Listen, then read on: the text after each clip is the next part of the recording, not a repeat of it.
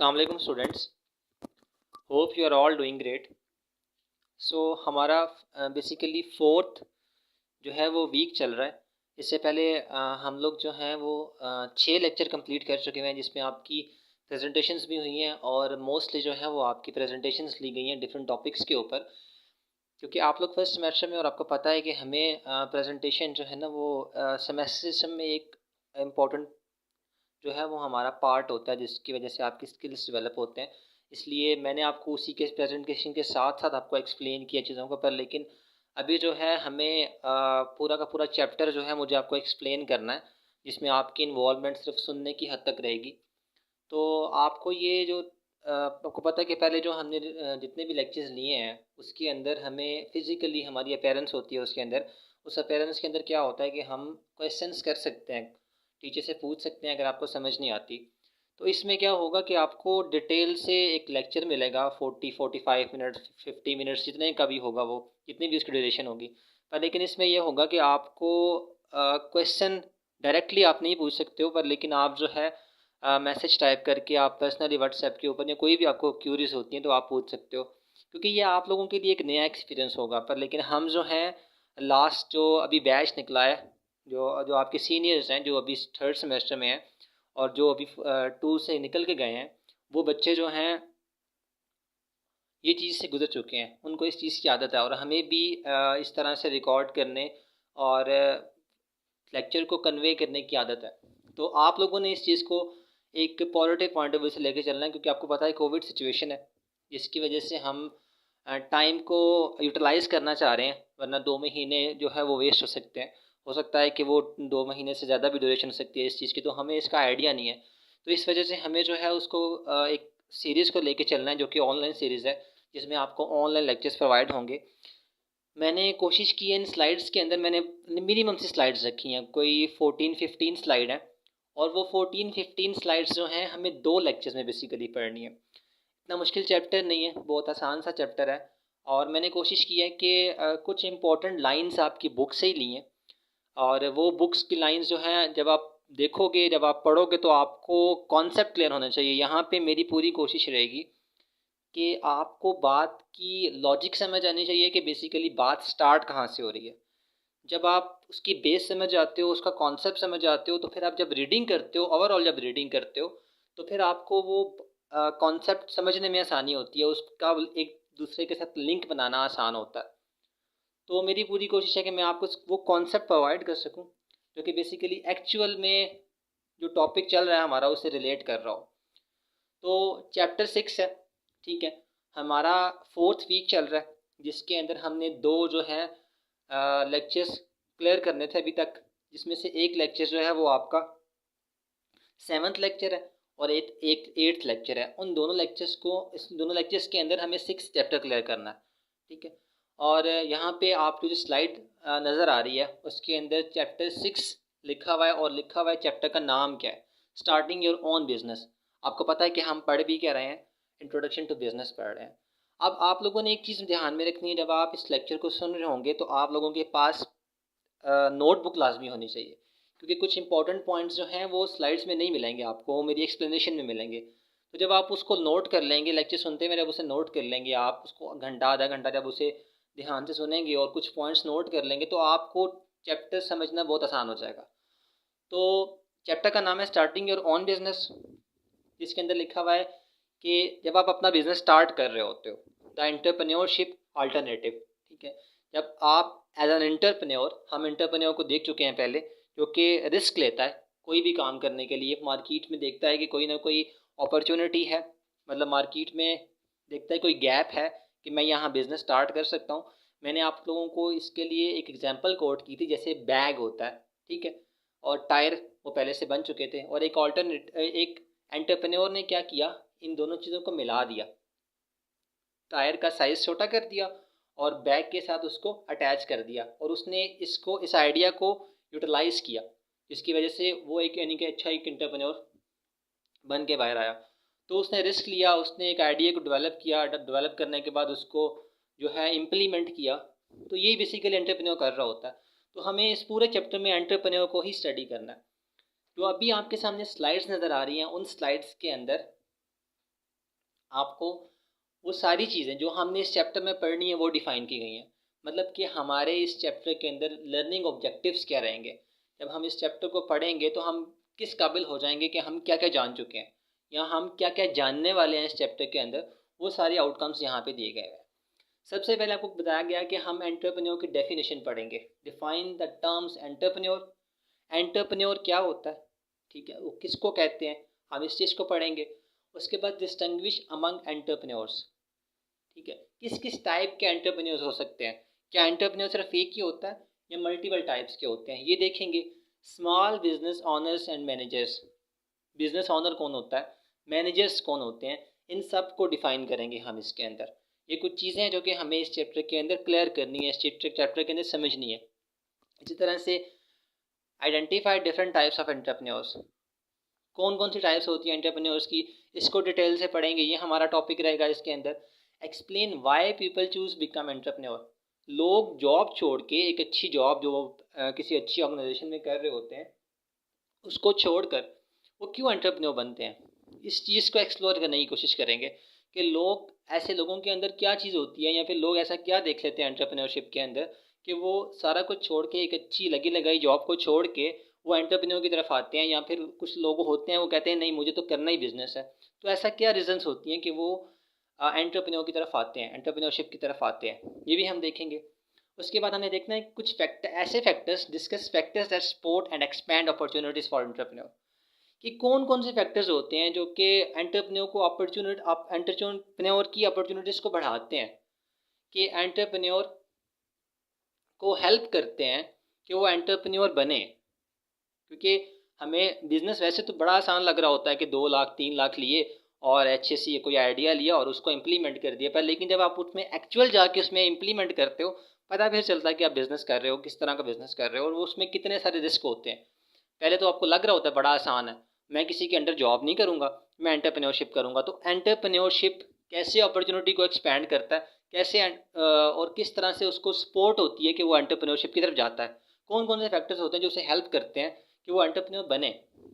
इसके बाद identify personality, हमें देखना है कि क्या एंटरप्रेन्योर बाय बर्थ होता है, क्या उसको या फिर मार्केट में आने के बाद या वो स्टडी करने के बाद, क्योंकि आप आगे जाके हमारी फील्ड के अंदर एंटरप्रेन्योरशिप एक पूरा का पूरा सब्जेक्ट है जो आपको ये चीज़ सिखाता है कि आप एंटरप्रेन्योर कैसे बन सकते हैं, क्या एंटरप्रेन्योर में क्या ट्रेड्स होते हैं, क्या खसूसियात होती हैं उसके अंदर, क्या करेक्टरिस्टिक्स होती हैं और आप कैसे कैसे एक अच्छा आइडिया बना सकते हैं, कैसे कैसे एक अच्छे आइडिया को इम्प्लीमेंट कर सकते हैं, कैसे कैसे आप जो है एक अच्छे सक्सेसफुल एंटरप्रेन्योर बन सकते हैं। तो हमें यहाँ पे ये भी चीज़ क्लियर करनी है कि एक अच्छे एंटरप्रेन्योर के अंदर, एक अच्छा एंटरप्रेन्योर जो होता है उसकी पर्सनैलिटी कैसी होती है, उसके अंदर क्या करेक्टरिस्टिक्स होती हैं और कैसे वो उन करेक्टरिस्टिक्स को यूज़फुल बना सकता है, एक सक्सेसफुल एंटरप्रेन्योर बन सकता है।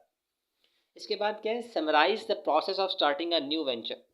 ठीक है, आप एक एंटरप्रेन्योर बन गए हो, आपने एक आइडिया डेवलप कर लिया है, ठीक है, एक आइडिया डेवलप कर लिया, अब आपने उसको इम्प्लीमेंट करना है, आपने उस नया वेंचर बनाना है। तो नए वेंचर के अंदर क्या आप नया आइडिया ही लेते हो या फिर आपके पास कोई और भी ऑप्शंस होती हैं, नया कोई भी नया वेंचर का मतलब यहाँ पे नया बिजनेस है। जब ये कोई नया बिजनेस स्टार्ट करते हो या नया वेंचर स्टार्ट करते हो तो उसका प्रोसेस क्या होता है, हम इसे भी इंशाल्लाह पढ़ेंगे। Then explain how organization promote entrepreneurship, अब किस तरह से गवर्नमेंट या डिफरेंट अदारे जो हैं एंटरप्रेन्योरशिप को प्रमोट कर रहे हैं। क्या हमारे मुल्क के अंदर गवर्नमेंट जो है इस चीज़ को लेके चल रही है कि हमारे मुल्क के अंदर एंटरप्रेन्योर्स बने? डेफिनेटली। अब जो पीटीआई की गवर्नमेंट है इन्होंने एक चीज़ स्टार्ट की है कि लोग हमसे कर्जा लें एक स्पेसिफिक अमाउंट के अंदर और अपना अपना बिजनेस स्टार्ट करें, क्योंकि जब बिजनेस बढ़ता है ना मुल्क के अंदर तो मुल्क की इकॉनमी स्ट्रांग होती है और लोग जॉब करने के बजाय इस चीज़ को, मतलब एक एंड अगर वो अच्छा बिजनेसमैन बन गया तो वो 100 जॉब्स क्रिएट कर सकता है, थाउजेंड ऑफ जॉब्स क्रिएट कर सकता है कल को। तो गवर्नमेंट चाहती है कि वो हमसे ये चीज़ ले कि अपने आइडियाज़ को इम्प्लीमेंट करें और ख़ुद जो है वो इंडिपेंडेंट हो, इंस्टेड ऑफ कि किसी के ऊपर डिपेंड ना कर रहे हो जॉब के लिए। तो ये चीज़ गवर्नमेंट जो है वो इस तरह की कोशिश कर रही है या नहीं कर रही। तो सबसे पहले हमने देखा है कि हमें डेफिनेशंस पढ़नी है इसके अंदर एंटरप्रेन्योर की और डिस्टिंग्विश करना है एंटरप्रेन्योर कौन होता है और स्मॉल बिजनेस क्या होता है और मैनेजर्स क्या होते हैं। उसके बाद डिफरेंट टाइप्स देखनी है एंटरप्रेन्योर की क्या होती हैं और लोग एंटरप्रेन्योर बनना क्यों पसंद करते हैं, क्यों बनते हैं लोग एंटरप्रेन्योर। उसके बाद कौन कौन से फैक्टर हैं जो कि सपोर्ट करते हैं कि एंटरप्रेन्योर बना जाए, उसके बाद आइडेंटिफाई पर्सनैलिटी, कौन कौन सी पर्सनैलिटीज़ होती हैं, कौन कौन सी ट्रेड्स होती हैं, कौन कौन सी करेक्टरिस्टिक्स होती हैं किसी भी अच्छे एंटरप्रेन्योर के अंदर, वो देखेंगे। Summarize the process of starting a new venture, और हमें देखना है कि किस तरह से एक नया बिजनेस स्टार्ट किया जाता है और किस तरह से उसको लेके चला जाता है। तो हम इसके दो दो टॉपिक्स को लेके चलेंगे, ताकि मैं कोशिश करूँगा जिस 3 या 4 टॉपिक्स जो हैं इस लेक्चर में हम क्लियर करें, और नेक्स्ट जो है पूरे लेक्चर के अंदर वो 4 या 3 या 4 जो हमारे रिमेनिंग रह जाएंगे हम उसे क्लियर करें। मैं जब भी नया लेक्चर बनाऊंगा मेरी पूरी कोशिश रहेगी जो हमने प्रीवियस पढ़ा है उसको मैं पहले आपको 5-10 मिनट के अंदर आपको रिमाइंड करवाऊं कि हमने क्या पढ़ा है, और उसके बाद हम मेन टॉपिक पे आएँ कि हमें क्या पढ़ना है, ताकि हम लिंक क्रिएट कर पाएँ। जब तक हम लिंक क्रिएट नहीं कर पाएंगे तब तक हमें बात समझ नहीं आएगी। तो इसलिए आपको भी ये लिंक क्रिएट करना है, जब तक आप लिंक नहीं बना पाओगे तब तक कॉन्सेप्ट्स क्लियर नहीं होंगे। सो सबसे पहले हमें देखना है इस चीज़ को हम लेके चलते हैं कि सबसे पहले टॉपिक को लेके चलते हैं, एंटरप्रेन्योर क्या होता है, और डिस्टिंग्विश करेंगे एंटरप्रेन्योर को और small business owner and manager को। तो यहाँ पे जो हमें नेक्स्ट स्लाइड नज़र आ रही है इसके अंदर क्लियरली डेफिनेशन लिखी हुई है, व्हाट इज़ एन एंटरप्रेन्योर, ऊपर लिखा हुआ है हेडिंग के ऊपर, तब ये क्वेश्चन है। अब क्या है, को एंटरप्रेन्योर कौन होता है? एन एंटरप्रेन्योर, अब बिजनेसमैन को और एंटरप्रेन्योर ये दोनों अलग अलग बंदे होते हैं। आपने बिजनेसमैन को और एंटरप्रेन्योर को एक कंसीडर नहीं करना। एंटरप्रेन्योर कौन होता है? An entrepreneur is a risk taker in the private enterprise system. ठीक है, प्राइवेट एंटरप्राइज का मतलब है कि अपना काम स्टार्ट करता है, रिस्क लेता है। ठीक है, प्राइवेट का मतलब अपना काम स्टार्ट करेगा। A person who seeks a profitable opportunity, यहाँ पे आपने कैटेगराइज करना है। पहले वो कह रहे हैं ऐसा बंदा जो कि रिस्क लेता है, अपना बिजनेस स्टार्ट करता है, और वो प्रॉफिटेबल, और वो देख रहा होता है कि मार्केट में कौन सी ऐसी अपॉर्चुनिटी है, कौन सा ऐसा आइडिया जो कि उसे प्रॉफिट दे सकता है, and takes the necessary risk to set up and operate a business, और वो सारे एक्शंस लेता है उस बिज़नेस को ऑपरेट करने के लिए जो कि रिस्क के अंदर होते हैं। मतलब बैंक से पैसा उठाना रिस्क है, उनको वापस करना रिस्क है, इस तरह के बिज़नेस चलेगा या नहीं चलेगा, नया आइडिया है, इस तरह के बहुत सारे रिस्क जो है ना वो इन्वॉल्व होते हैं। तो कोई भी ऐसा पर्सन, ठीक है, जो कि रिस्क टेकर हो, जो कि रिस्क लेने वाला हो, वो एंटरप्रेन्योर है। ये 4-5 कैरेक्टरिस्टिक्स जिस पर्सन के अंदर होती हैं और वो विलिंग होता है कि मैं रिस्क लेने जा रहा हूँ और मुझे प्रॉफिटेबल अपॉर्चुनिटी नज़र आ गई है, मुझे इसके लिए रिस्क लेना है, और वो उसके लिए बिज़नेस को ऑपरेट करना स्टार्ट करता है, बिज़नेस को स्टार्ट कर देता है। ठीक है, तो उसको हम एंटरप्रेन्योर कहते हैं। एंटरप्रेन्योर कौन होता है? जो कि रिस्क टेकर होता है और अपना बिज़नेस स्टार्ट करने जा रहा होता है, और वो ऐसी अपॉर्चुनिटीज़ को देख रहा होता है जो कि उसको प्रॉफिट देने वाली हैं। उसके बाद क्या है, टेक्स, और उसके लिए वो नेसेसरी वो सारे एक्शंस उसको लेने होते हैं जो कि रिस्क रिस्क पे डिपेंड कर रहे होते हैं, जिसमें उसको बहुत ज़्यादा रिस्क होगा, तो वो इस चीज़ के लिए तैयार होता है।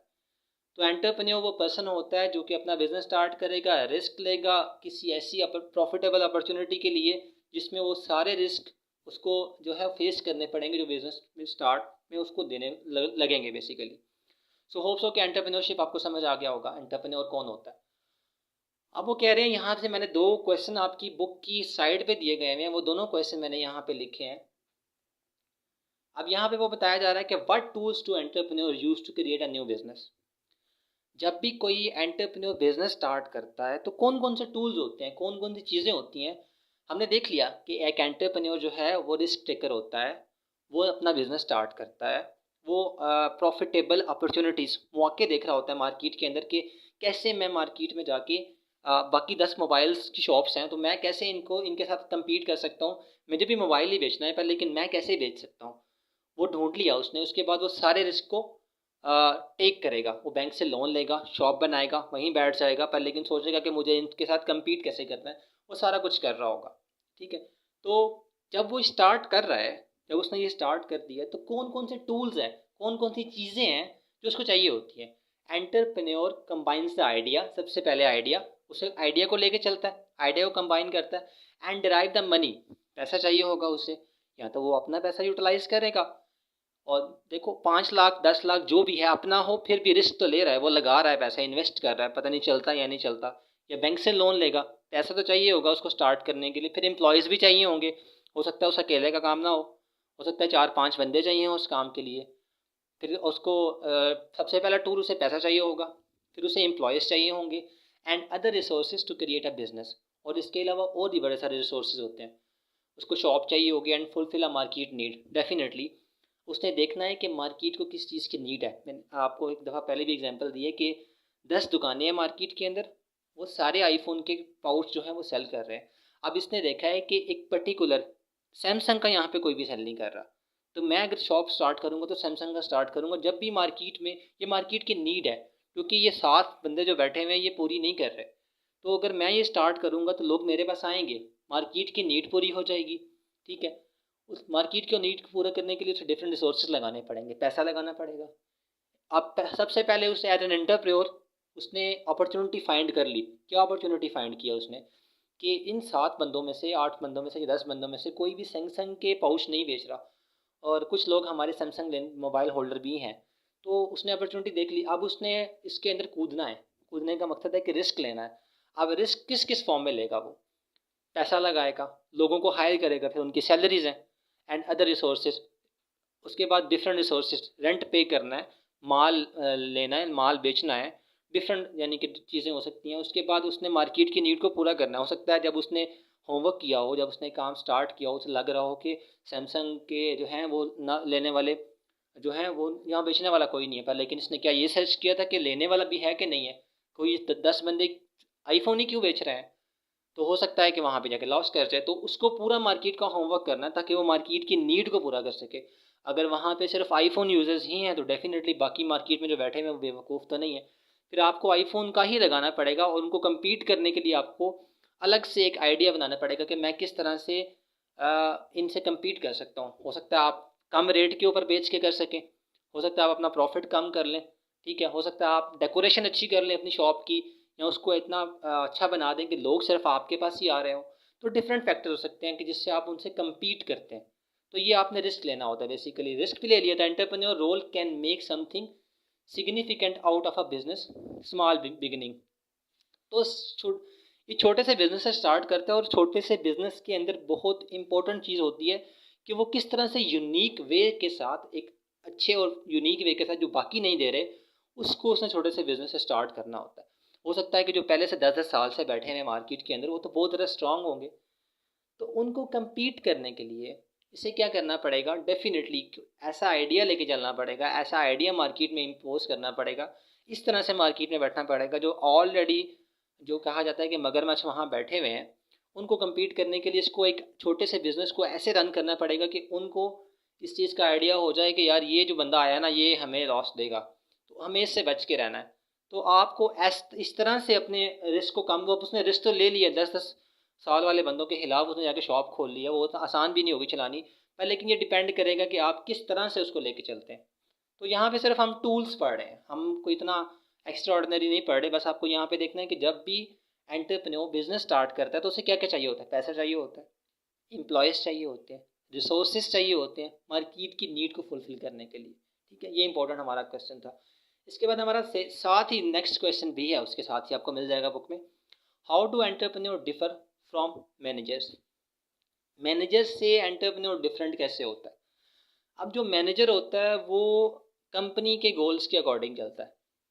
जो कंपनी कहेगी उसने वही करना है। कंपनी ने कहना है कि आपको 70,000 फिक्स सैलरी मिलेगी, आपने सुबह 5 से लेके, सुबह 9 से लेके शाम 5 बजे तक हमारे साथ इंगेज रहना है, आपने लोगों से डील करना है, आपने सिर्फ कंपनी को प्रमोट करना है, दैट्स इट। ठीक है, जबकि स्टडीज़, अब यहाँ पे हमें क्या बताया जा रहा है? एंटरप्रेन्योर बिल्कुल अलग लेवल का बंदा होता है। वो चाहे तो 4 घंटे काम करे, चाहे तो 12 घंटे काम करे, उसकी सैलरी फिक्स नहीं है। उसको पता नहीं है कि शाम को मुझे पैसे प्रॉफिट होगा या नहीं होगा। ठीक है, उसे पता नहीं है कि महीने बाद ही प्रॉफिट होगा या नहीं होगा, पर लेकिन वो अपने लिहाज से चल रहा होता है। इसलिए बहुत दूर दूर यानी कि इनमें बहुत ज़्यादा डिफरेंस है। Studies have different certain personality traits. अब डिफरेंट स्टडीज़ हुई हैं दुनिया के अंदर और ये बताती हैं कि दोनों के दोनों पर्सनैलिटीज़ बहुत चेंज है, and behaviours common to entrepreneurs that differ from those required managerial success. ठीक है, ये दोनों बहुत डिफरेंट है एक दूसरे से, बहुत ज़्यादा डिफरेंट है। One of these stage is willingness to assume the risk involve starting a new venture. सबसे इंपॉर्टेंट चीज़ क्या है? वन ऑफ द, मैंने यहाँ पे लिखा है सिर्फ, one of these stage is willingness to assume. अब मैनेजर बहुत कम रिस्क लेता है। मैनेजर को जितना रिस्क कहा जाता है कितना रिस्क लेना है आपने, वो उतना ही रिस्क लेता है। जितना कंपनी उसको रिस्क का बोलती है वो इतना देता है, जबकि एंटरप्रेन्योर का बिहेवियर बिल्कुल अलग होता है। एंटरप्रेन्योर अपने माइंड के अकॉर्डिंग, क्योंकि वो बाय बर्थ कुछ लोग जहाँ है ना वो एंटरप्रेन्योर होते हैं, वो रिस्क लेने को ही सब कुछ समझते हैं कि जब तक रिस्क नहीं लूँगा तब तक कुछ आएगा नहीं। तो इन दोनों के ट्रेड्स, इन दोनों की पर्सनैलिटीज़ बिल्कुल डिफ़र होती हैं, क्योंकि जो मैनेजर होता है एक कंपनी के बिहाफ पे काम कर रहा होता है, तो उसने उस कंपनी को ही डिफ़ाइन करना होता है, उस कंपनी के अकॉर्डिंग ही रिस्क लेना होता है। अब वो कंपनी को एक हद तक ही लॉस दे सकता है, एक हद तक रिस्क ले सकता है 5 लाख 10 लाख का, लेकिन अगर उसने करोड़ का नुकसान दिया तो हो सकता है कि वो कंपनी में रहे ही ना, कंपनी उसे निकाल दे। पर लेकिन एंटरप्रेन्योर की जो ट्रेट होती है, जो उसकी पर्सनैलिटी होती है, वो अपने लिए रिस्क ले रहा होता है। और ये उसकी सबसे बड़ी क्वालिटी होती है कि एंटरप्रेन्योर एक रिस्कर होता है, रिस्क टेकर होता है, कि वो रिस्क लेता है चीज़ों के बारे में। जब भी वो कुछ भी स्टार्ट करता है तो वो प्रिपेयर्ड रहता है इस चीज़ के लिए कि मुझे रिस्क लेना है। ठीक है। उसके बाद बस मैं आपको ज़्यादा नहीं पढ़ाऊँगा इसके अंदर, मैं आपको पार्ट्स में बेसिकली लेक्चर प्रोवाइड करूँगा। ठीक है। हम ये लास्ट टॉपिक पढ़ेंगे, 3 कैटेगरीज पढ़ेंगे एंटरप्रेन्योर की, और उसके बाद जो है हम नेक्स्ट जो है पार्ट में पढ़ेंगे ताकि आपको समझने में चीज़ों को आसानी हो। Categorize of entrepreneur, categories of entrepreneur sorry. इसके अंदर क्या है कि क्लासिक एंटरप्रेन्योर, 3 टाइप्स होती हैं बेसिकली, ये टाइप्स हैं। मैं आपको फर्स्ट स्लाइड पे वापस लेके जा रहा हूँ। हमने पहला पढ़ा है कि एंटरप्रेन्योर कौन होता है, फिर डिस्टिंग्विश किया है कि एंटरप्रेन्योर में स्मॉल बिजनेस ओनर के अंदर और मैनेजर में डिफरेंस क्या होता है, हमने ये पढ़ा है बेसिकली। और अभी हम टाइप्स पढ़ रहे हैं, 3 डिफरेंट टाइप्स पढ़ रहे हैं हम कि कौन कौन सी डिफरेंट टाइप्स होती हैं एंटरप्रेन्योर की। सबसे पहले क्लासिक एंटरप्रेन्योर। ठीक है। Person who identifies a business opportunity, ये यहाँ पे बिजनेस दो दफ़ा लिख लिया गया, आपको इसको अवॉइड कर दीजिएगा। Person who identifies a business opportunity and allocates available resources to tap the that market. ठीक है। वही जो हमने अभी पढ़ा है उसको क्लासिक एंटरप्रेन्योर बेसिकली कहते हैं। क्या होता है, जो आइडेंटिफाई करता है अपॉर्चुनिटी को, मार्केट में जाता है, मार्केट को स्टडी करता है, ये जो क्लासिक होता है, ये मार्केट में जाता है, मार्केट को जाके स्टडी करता है और देखता है कि यार यहाँ पे कौन कौन सा जो बिज़नेस है वहाँ पे थोड़ा बहुत गैप है। ठीक है। अब वो जाता है और वो 4-5 दिन लगा के, हफ्ता लगा के, महीना लगा के एक बिज़नेस के अंदर देख लेता है, हाँ यहाँ पे गैप है, यहाँ पे यहाँ बिज़नेस स्टार्ट कर सकता हूँ। फिर वो अपने सारे रिसोर्सेज जो हैं वो एलोकेट करता है कि इसके लिए मुझे चाहिए क्या क्या होगा, इसके लिए मुझे ये चाहिए होगा, वो सारी लिस्ट बना लेता है और उसके बाद वो उस मार्केट को जाके हिट करता है। ये बेसिकली कौन सा होता है, क्लासेस एंटरप्रेन्योर होता है, फर्स्ट वन। उसके बाद सीरियल एंटरप्रेन्योर क्या होता है। ठीक है। सीरियल का मतलब होता है कि उसका ऑलरेडी कोई एक ऐसा एंटरप्रेन्योर जिसका पहले से बिजनेस चल रहा है। सपोज कर लें कि उसने शू की कंपनी में स्टार्ट कर लिया, पहले उसने 3 साल 4 साल लगा के बहुत अच्छे से उसको स्टैब्लिश कर लिया है उसने। अब वो कहता है कि ठीक है, अब मैं तो जेंट्स शूज़ बेच रहा था, अब मुझे देखना है लेडीज़ शूज़ को मैं कैसे हिट कर सकता हूँ। तो वो बिजनेस के थ्रू बिजनेस निकालता चला जाता है, इसको हम कहते हैं serial entrepreneur. Person who start one business, पहले एक को स्टार्ट करता है, रन इट चलाता है, and then starts and runs additional business in sections. ठीक है। जैसे ही वो समझता है कि मेरा 3-4 साल बाद ये बिजनेस स्टेबल हो गया, वो नेक्स्ट में हिट कर जाता है, फिर उसको चलाता है, उसको एक सक्सेसफुल बिजनेस बनाता है। उसके बाद जैसे ही उसने देखा कि हाँ ठीक है, मैंने लेडीज़ को भी हिट कर लिया, अब मुझे बच्चों के जो है शू को या इस तरह की चीज़ों को हिट करना है, तो वो स्टेप बाय स्टेप चला जाता है। इसको हम सीरियल एंटरप्रेन्योर कहते हैं कि पहले एक बिजनेस को स्टार्ट करता है, उसको स्टेबल करता है, रन करता है, स्टेबल करता है, फिर उसी की तरह के दूसरे बिजनेस को स्टार्ट करता है, रन करता है, स्टेबल करता है, फिर नेक्स्ट पे चला जाता है। तो इसको हम कहते हैं सीरियल एंटरप्रेन्योर, जो कि एक बिजनेस पे खड़ा नहीं होता। इसी तरह से सोशल एंटरप्रेन्योर कौन होता है। सोशल एंटरप्रेन्योर वो जो होता है, जो ये स्पेशल होते हैं, ये आपको बहुत कम मिलते हैं। क्यों? क्योंकि ये सोसाइटी के बारे में सोच रहे होते हैं, ये सोसाइटी की प्रॉब्लम्स को सॉल्व करने के बारे में सोच रहे होते हैं। ये देख रहे होते हैं कि हाँ यार ये एक सोसाइटी है, यहाँ पे मसला है कि ये पानी बहुत दूर से भर के लेके आते हैं, तो क्यों ना मैं ऐसी कोई कंपनी बना दूँ कि अगर इनको जाने में जो है ठीक ठाक टाइम लगता है और उनका 100 रुपीज़ का खर्चा आता है, तो मैं गैलन भर के इनके घर के पास ले आऊँ और इनको 50 का सेल कर दूँ। जो उनका 100 रुपये जाने का लगता है, वो 50 से डेफिनेटली मेरे से लेंगे, इनका जाने का खर्चा बच जाएगा, इनका टाइम बच जाएगा, तो सोसाइटी की एक नीड पूरी हो जाएगी, लोग मेरे से लेना भी पसंद करेंगे। तो इस तरह का एंटरप्रेन्योर देख रहा होता है सोसाइटी के अंदर प्रॉब्लम्स क्या चल रही हैं। ठीक है। और उन प्रॉब्लम्स को रिजॉल्व करने के लिए ये इनोवेटिव सॉल्यूशंस देख रहा होता है। Person who recognize societal problems, ये सोसाइटी की प्रॉब्लम्स को देखता है, and uses business principles to develop, और बिज़नेस के उन सारे कानूनों को, उन सारे प्रिंसिपल्स को, उन सारे कवानीन को अप्लाई करता है एक इनोवेटिव सोल्यूशन के साथ कि यार मैं किस तरह से इन लोगों की हेल्प कर सकता हूँ, मैं किस तरह से इन लोगों की नीड को पूरा कर सकता हूँ। तो ये बेसिकली सोशल एंटरप्रेन्योर होता है। ठीक है, अभी जो हमने पढ़ा है इसके अंदर हमने लर्निंग ऑब्जेक्टिव्स पढ़े, जिसमें हमें देखा कि हमने क्या क्या पढ़ना है, जिसमें से हमने सिर्फ दो चीज़ें पढ़ी हैं अभी, डेफिनेशंस पढ़ी हैं और टाइप्स पढ़ी हैं एंटरप्रेन्योर की। उसमें हमने देखा कि एंटरप्रेन्योर कौन होता है, ठीक है, और उसके बाद जब एंटरप्रेन्योरशिप स्टार्ट करता है तो उसको कौन कौन से टूल्स चाहिए होते हैं, कौन कौन सी चीज़ें चाहिए होती हैं जब उसने बिजनेस स्टार्ट करना होता है। फिर हमने देखा है कि एक मैनेजर से एंटरप्रेन्योर कैसे डिफरेंट होता है, ठीक है, डिफरेंट ट्रेड्स होते हैं। फिर हमने इसको देखा है कि एक एंटरप्रेन्योर की डिफरेंट टाइप्स कौन कौन सी होती है, क्लासिक होती है, सीरियल होती है, सोशल होती है। होप्स हो कि आपको ये समझ आ गया होगा। अगर आपके क्वेश्चंस या क्यूरीज हैं तो वो आप डायरेक्टली मैसेजेस से पूछ सकते हैं, या फिर आप किसी भी तरह से आप जो है वो इंगेज हो सकते हैं मेरे साथ, वो क्वेश्चंस पूछ सकते हैं। ओके स्टूडेंट्स, अल्लाह हाफ़िज़।